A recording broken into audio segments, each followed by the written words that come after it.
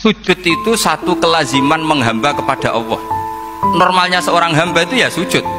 Kemudian gara-gara kamu ingin masuk surga, terus logika kamu dibalik, gunanya apa saya sujud? Ternyata saya masuk neraka.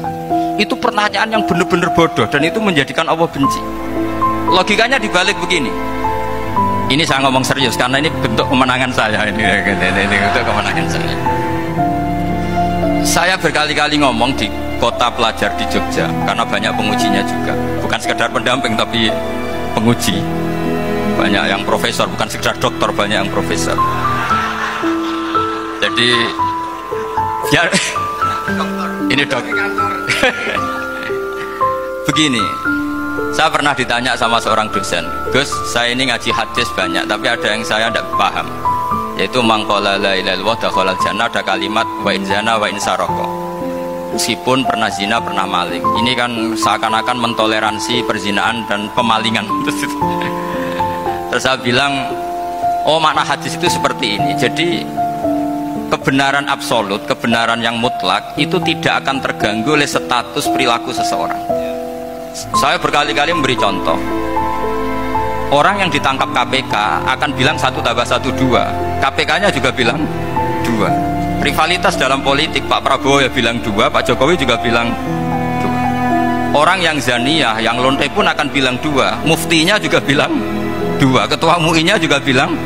Artinya gini, kebenaran yang absolut adalah kebenaran yang siapapun akan meyakini seperti itu. Seperti 1 ditambah 1 2. Kamu punya musuh bilang 2. Kalau ibu-ibu ini punya maru ya marunya bilang 2 tadi tambah mama, nggak tahu saya terjemahnya apa tadi. Nah, kebenaran yang absolut itu kebenaran yang siapapun pasti mengakui.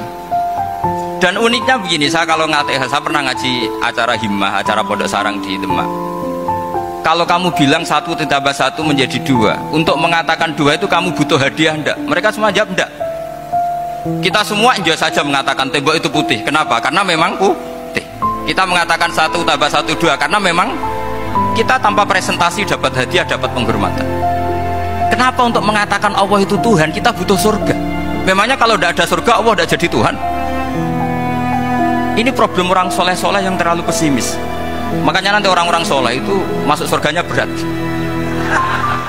Tapi kalau orang alim lebih gampang kira-kira seperti itu. Iya, karena kan imannya lebih bagus. Dalam hadis qudsi Allah ini yang dibuli orang-orang soleh. Laulam akhluk jannatan wala naron alam akun ahlan an uto'ah, dalam hadis qudsi. Kalau saja saya tidak menciptakan surga dan neraka, apa saya tidak jadi Tuhan yang perlu ditaati? Apa kalau kamu tidak saya kasih uang 1 juta terus bilang 1 tambah 1 11? Enggak kan? Tetap bilang berapa?